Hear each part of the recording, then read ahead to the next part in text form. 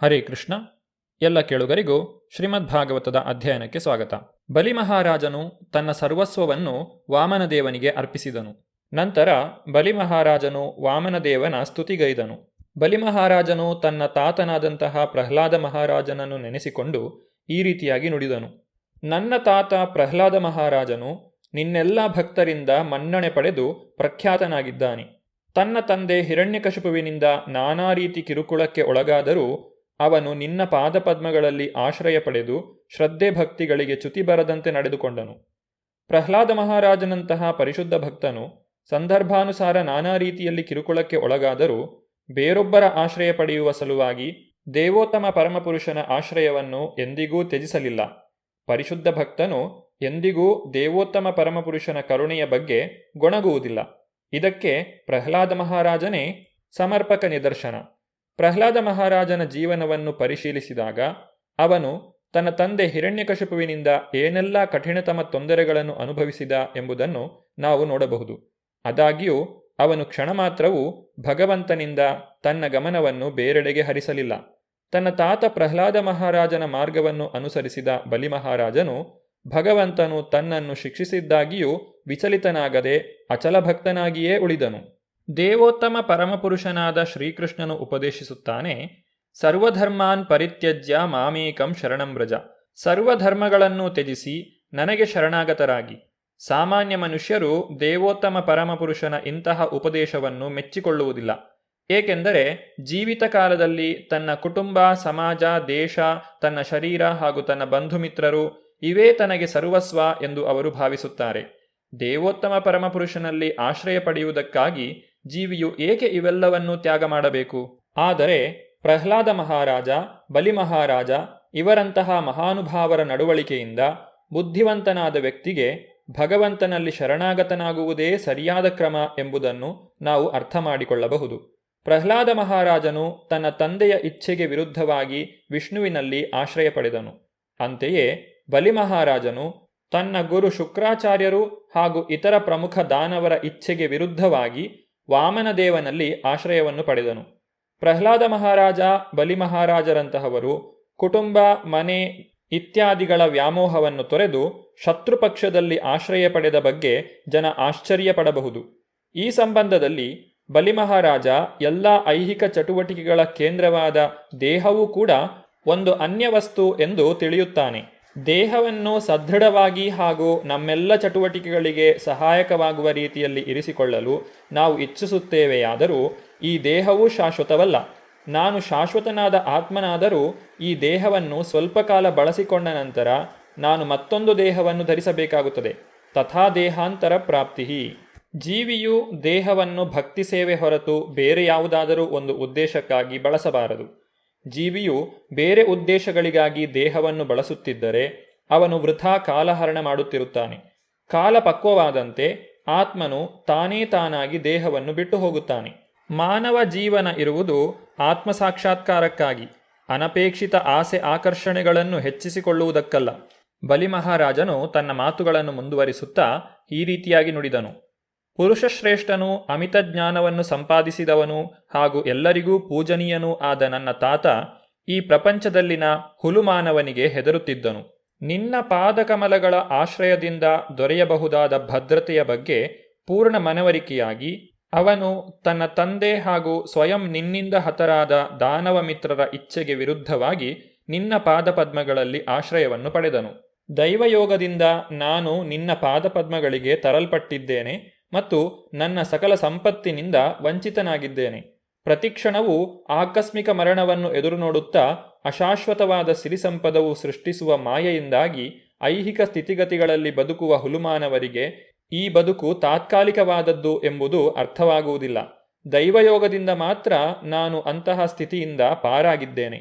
ಪ್ರಹ್ಲಾದ ಮಹಾರಾಜ ಮತ್ತು ಬಲಿ ಮಹಾರಾಜರ ಹೊರತಾಗಿ ದಾನವ ಕುಟುಂಬಗಳ ಸಕಲ ಸದಸ್ಯರು ವಿಷ್ಣುವನ್ನು ತಮ್ಮ ಶಾಶ್ವತ ಸಾಂಪ್ರದಾಯಿಕ ಶತ್ರು ಎಂದೇ ಪರಿಗಣಿಸಿದ್ದರು. ಆದರೆ ಬಲಿ ಮಹಾರಾಜನು ದೇವೋತ್ತಮ ಪರಮಪುರುಷನ ಕಾರ್ಯಗಳನ್ನು ಪ್ರಶಂಸಿಸಿದನು. ಬಲಿ ಮಹಾರಾಜ ವರ್ಣಿಸಿದಂತೆ ಭಗವಾನ್ ವಿಷ್ಣುವು ಅವನ ಕುಟುಂಬದ ಶತ್ರುವಾಗಿರಲಿಲ್ಲ, ಶ್ರೇಷ್ಠ ಮಿತ್ರನಾಗಿದ್ದ. ಈ ಸ್ನೇಹದ ತತ್ವವನ್ನು ಈಗಾಗಲೇ ಹೇಳಲಾಗಿದೆ. ಯಸ್ಯಾಹಂ ಅನುಗೃಹಣಾಮಿ ಹರಿಷ್ಯ ತದ್ಧನಂ ಶನೈ. ತನ್ನ ಭಕ್ತನ ಸಕಲ ಐಹಿಕ ಸಿರಿಸಂಪದವನ್ನು ತೆಗೆದುಕೊಳ್ಳುವ ಮೂಲಕ ಭಗವಂತ ಭಕ್ತನ ಮೇಲೆ ವಿಶೇಷ ಅನುಗ್ರಹ ತೋರುತ್ತಾನೆ.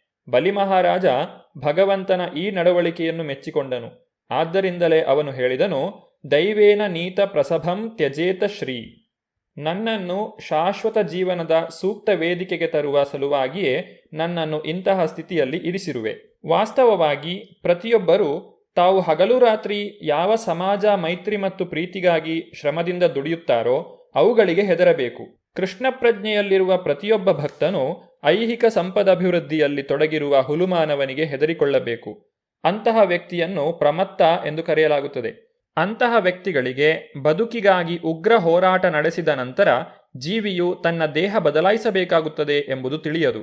ಮುಂದಿನ ಜನ್ಮದಲ್ಲಿ ಯಾವ ದೇಹ ದೊರೆಯುತ್ತದೆ ಎಂಬುದು ಅವನಿಗೆ ಖಾತ್ರಿಯಾಗಿ ತಿಳಿಯದು. ಕೃಷ್ಣ ಪ್ರಜ್ಞಾ ತತ್ವ ಸಿದ್ಧಾಂತದಲ್ಲಿ ಸಂಪೂರ್ಣವಾಗಿ ನೆಲೆ ನಿಂತವರು ಮತ್ತು ಇದರಿಂದಾಗಿ ಜೀವನದ ಗುರಿಯನ್ನು ಅರ್ಥ ಮಾಡಿಕೊಂಡವರು ಐಹಿಕ ಜೀವನದಲ್ಲಿ ಪ್ರಾಣಿಗಳಂತೆ ಸ್ಪರ್ಧೆಯಿಂದ ಕಚ್ಚಾಡುವ ಕಾರ್ಯಚಟುವಟಿಕೆಗಳಲ್ಲಿ ತೊಡಗುವುದಿಲ್ಲ. ಪ್ರಾಮಾಣಿಕನಾದ ಭಕ್ತನು ಹೇಗೋ ಎಂತೋ ಒಮ್ಮೊಮ್ಮೆ ಪತಿತನಾದಲ್ಲಿ ಭಗವಂತನು ಅವನನ್ನು ತಿದ್ದುತ್ತಾನೆ. ನರಕ ಸದೃಶ ಜೀವನದ ಅಂಧಕೂಪಕ್ಕೆ ಪತನ ಹೊಂದುವುದರಿಂದ ಪಾರು ಮಾಡುತ್ತಾನೆ. ಅದಾಂತಗೋಭಿರ್ ವಿಶತಾಂ ತಮಿಸ್ರಂ ಪುನಃ ಪುನಶ್ಚರ್ವಿತ ಚರ್ವಣಾನಾಂ. ಐಹಿಕ ಜೀವನವು ಚರ್ವಿತ ಚರ್ವಣವಲ್ಲದೆ ಬೇರೇನೂ ಅಲ್ಲ. ಇಂತಹ ಜೀವನದಲ್ಲಿ ಏನೂ ಲಾಭವಿಲ್ಲ. ಆದರೂ ಅನಿಯಂತ್ರಿತ ಇಂದ್ರಿಯಗಳಿಂದಾಗಿ ಜೀವಿಗಳು ಅದರಲ್ಲಿ ಮೋಹಿತರು. ನ್ಯೂನಂ ಪ್ರಮತ್ತ ಕುರುತೆ ವಿಕರ್ಮ. ಅನಿಯಂತ್ರಿತ ಇಂದ್ರಿಯಗಳಿಂದಾಗಿಯೇ ಜನರು ಪಾಪಯುಕ್ತ ಚಟುವಟಿಕೆಗಳಲ್ಲಿ ಸಂಪೂರ್ಣವಾಗಿ ಮಗ್ನರಾಗುತ್ತಾರೆ. ಅದರ ಫಲವಾಗಿ ಕಷ್ಟ ಕ್ಲೇಶಗಳಿಂದ ತುಂಬಿದ ದೇಹವನ್ನು ಪಡೆಯುತ್ತಾರೆ. ಬಲಿಮಹಾರಾಜನು ಭಗವಂತನು ಹೇಗೆ ತನ್ನನ್ನು ಅಂತಹ ಅಜ್ಞಾನದ ಮಾಯಾ ಜೀವನದಿಂದ ಪಾರು ಮಾಡಿದನೆಂದು ಕೊಂಡಾಡಿದನು. ಬಲಿಮಹಾರಾಜನು ತನ್ನ ಸೌಭಾಗ್ಯವನ್ನು ಈ ರೀತಿ ವರ್ಣಿಸುತ್ತಿರುವಾಗ ಭಗವಂತನ ಪರಮಭಕ್ತನಾದ ಪ್ರಹ್ಲಾದ ಮಹಾರಾಜನು ಇರುಳಿನ ಚಂದ್ರೋದಯದಂತೆ ಕಾಣಿಸಿಕೊಂಡನು. ಆಗ ಬಲಿಮಹಾರಾಜನು ತನ್ನ ತಾತ ಭಾಗ್ಯಶಾಲಿ ಪ್ರಹ್ಲಾದ ಮಹಾರಾಜನನ್ನು ಕಂಡನು. ಪ್ರಹ್ಲಾದ ಮಹಾರಾಜನ ಕೃಷ್ಣವರ್ಣದ ದೇಹವು ಕಂಗಳಿಗೆ ಹಚ್ಚಿಕೊಳ್ಳುವ ಕಾಡಿಗೆಯನ್ನು ಹೋಲುತ್ತಿತ್ತು. ಪೀತಾಂಬರ ಧರಿಸಿದ್ದ ಅವನು ಸುಂದರಕಾಯನಾಗಿದ್ದನು. ಅವನು ದೀರ್ಘಬಾಹುವಾಗಿದ್ದನು. ಕಣ್ಣುಗಳು ಕಮಲಪುಷ್ಪದ ದಳಗಳಂತೆ ಸುಂದರವಾಗಿದ್ದವು. ಅವನು ಎಲ್ಲರಿಗೂ ಬಲುಪ್ರಿಯನಾಗಿದ್ದನು ಮತ್ತು ಸಂತಸದಾಯಕನಾಗಿದ್ದನು. ಬಲಿಮಹಾರಾಜನು ವರುಣನ ಪಾಶಗಳಿಂದ ಬಂಧಿತನಾಗಿದ್ದುದರಿಂದ ಮೊದಲಿನಂತೆ ಪ್ರಹ್ಲಾದ ಮಹಾರಾಜನಿಗೆ ಉಚಿತ ಗೌರವವನ್ನು ತೋರಿಸಲಾಗಲಿಲ್ಲ. ಪ್ರತಿಯಾಗಿ ಅವನು ಕೇವಲ ತಲೆಬಾಗಿ ತನ್ನ ಗೌರವಪೂರ್ವಕ ನಮಸ್ಕಾರಗಳನ್ನು ಸಲ್ಲಿಸಿದನು. ಅವನ ಕಂಗಳಲ್ಲಿ ಕಣ್ಣೀರು ಕೋಡಿ ಹರಿದಿತ್ತು. ಅವನ ಮುಖ ನಾಚಿಕೆಯಿಂದ ಅವನತವಾಗಿತ್ತು. ಬಲಿಮಹಾರಾಜನು ಭಗವಾನ್ ವಾಮನದೇವನಿಂದ ಬಂಧಿತನಾದ ಎಂಬ ಕಾರಣಕ್ಕಾಗಿಯೇ ಖಂಡಿತವಾಗಿಯೂ ಅವನನ್ನು ಅಪರಾಧಿ ಎಂದೇ ಭಾವಿಸಬೇಕು. ತಾನು ದೇವೋತ್ತಮ ಪರಮಪುರುಷನಿಗೆ ಅಪರಾಧವೆಸಗಿದ್ದೇನೆ ಎಂದು ಬಲಿಮಹಾರಾಜನು ತೀವ್ರವಾಗಿ ಭಾವಿಸಿದ್ದನು. ನಿಶ್ಚಯವಾಗಿಯೂ ಪ್ರಹ್ಲಾದ ಮಹಾರಾಜನು ಇದನ್ನು ಮೆಚ್ಚಿಕೊಳ್ಳುವುದಿಲ್ಲ ಎಂದೇ ಬಲಿಮಹಾರಾಜನು ನಾಚಿಕೆಯಿಂದ ತಲೆ ತಗ್ಗಿಸಿ ನಿಂತಿದ್ದನು. ದೇವೋತ್ತಮ ಪರಮಪುರುಷನು ಸುನಂದರಂತಹ ತನ್ನ ಆಪ್ತ ಸಹಚರರಿಂದ ಸುತ್ತುವರಿದು ಪೂಜೆಗೊಳ್ಳುತ್ತಾ ಅಲ್ಲಿ ಕುಳಿತಿರುವುದನ್ನು ಕಂಡ ಮಹಾಪುರುಷ ಪ್ರಹ್ಲಾದ ಮಹಾರಾಜನು ಆನಂದದಿಂದ ಪುಳಕಿತನಾದನು. ಅವನ ಕಂಗಳಲ್ಲಿ ಆನಂದ ಬಾಷ್ಪ ಹರಿಯಿತು. ಭಗವಂತನನ್ನು ಸಮೀಪಿಸಿದ ಅವನು ನೆಲಕ್ಕೆ ತಲೆ ಇಟ್ಟು ಭಗವಂತನಿಗೆ ಶಿರಸ ಸಾಷ್ಟಾಂಗ ನಮಸ್ಕಾರ ಮಾಡಿದನು. ಪ್ರಹ್ಲಾದ ಮಹಾರಾಜನು ಹೇಳಿದನು, ನನ್ನ ಪ್ರಭುವೇ, ಬಲಿಮಹಾರಾಜನಿಗೆ ಸ್ವರ್ಗಾಧಿಪತಿಯ ಪದವಿ ಮತ್ತು ಆ ವೈಭವೋಪೇತ ಸಿರಿಸಂಪದವನ್ನು ನೀಡಿದವನು ನೀನೇ, ಮತ್ತು ಈಗ ನೀನೇ ಅದನ್ನೆಲ್ಲ ಹಿಂದೆಗೆದುಕೊಂಡಿರುವಿ. ಉಭಯ ಸಂದರ್ಭಗಳಲ್ಲೂ ನೀನು ಸರಿಯಾಗಿಯೇ ವರ್ತಿಸಿರುವಿ ಎಂದು ನಾನು ಭಾವಿಸುತ್ತೇನೆ. ಏಕೆಂದರೆ ಸ್ವರ್ಗಾಧಿಪತಿಯ ಆ ಘನವೆತ್ತ ಸ್ಥಾನವು ಅವನನ್ನು ಅಜ್ಞಾನದ ಅಂಧಕಾರದಲ್ಲಿ ಕೆಡವಿತ್ತು. ಆ ಸಿರಿಸಂಪದವನ್ನೆಲ್ಲ ಕಸಿದುಕೊಂಡು ನೀನು ಅವನಿಗೆ ದಯಾಪೂರ್ಣ ಕರುಣೆಯನ್ನು ತೋರಿರುವೆ. ಯಸ್ಯಾಹಂ ಅನುಗೃಹಣಾಮಿ ಹರಿಷ್ಯೇ ತದ್ಧನಂ ಶನೈ ಎಂದು ಹೇಳಲಾಗಿದೆ. ಭಗವಂತನ ಅನುಗ್ರಹದಿಂದ ಜೀವಿಯು ಸಕಲ ಐಹಿಕ ಸಿರಿಸಂಪದವನ್ನು ಪಡೆಯುತ್ತಾನೆ. ಆದರೆ ಅಂತಹ ಸಿರಿಸಂಪದವು ನಮ್ಮನ್ನು ದುರಹಂಕಾರಿಗಳನ್ನಾಗಿ ಮಾಡಿದರೆ, ನಾವು ಆತ್ಮಸಾಕ್ಷಾತ್ಕಾರದ ಪ್ರಕ್ರಿಯೆಯನ್ನು ಮರೆತರೆ ಖಂಡಿತವಾಗಿಯೂ ಭಗವಂತನು ಸಿರಿಸಂಪದವನ್ನೆಲ್ಲ ಕಸಿದುಕೊಳ್ಳುವನು. ಭಗವಂತನು ತನ್ನ ಭಕ್ತನಿಗೆ ಅವನ ಸಹಜ ಸ್ವರೂಪವನ್ನು ಅರಿತುಕೊಳ್ಳಲು ಸಹಾಯ ಮಾಡುವ ಮೂಲಕ ಅನುಗ್ರಹವನ್ನು ತೋರುವನು. ಈ ಉದ್ದೇಶಕ್ಕಾಗಿ ಭಕ್ತನಿಗೆ ಸಕಲ ರೀತಿಯಲ್ಲಿಯೂ ನೆರವು ನೀಡಲು ಭಗವಂತ ಸಿದ್ಧನಿದ್ದಾನೆ. ಆದರೆ ಐಹಿಕ ಸಿರಿಸಂಪದವು ಕೆಲವೊಮ್ಮೆ ಅಪಾಯಕಾರಿ.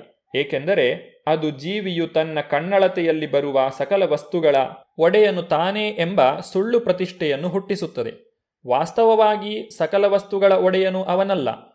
ಭಕ್ತನನ್ನು ಇಂತಹ ತಪ್ಪು ಗ್ರಹಿಕೆಯಿಂದ ಪಾರು ಮಾಡಲು ಭಗವಂತನು ಕೆಲವೊಮ್ಮೆ ಅವನ ಐಹಿಕ ಒಡೆತನದ ಸಂಪತ್ತನ್ನೆಲ್ಲ ಕಸಿದುಕೊಳ್ಳುವ ಮೂಲಕ ವಿಶೇಷ ಅನುಗ್ರಹವನ್ನು ತೋರುತ್ತಾನೆ. ಪ್ರಹ್ಲಾದ ಮಹಾರಾಜನು ಭಗವಂತನ ಕುರಿತಾಗಿ ಮಾಡಿದ ಸ್ತುತಿಯನ್ನು ನಾವು ಮುಂದಿನ ಸಂಚಿಕೆಯಲ್ಲಿ ನೋಡೋಣ. ಧನ್ಯವಾದಗಳು. ಹರೇ ಕೃಷ್ಣ.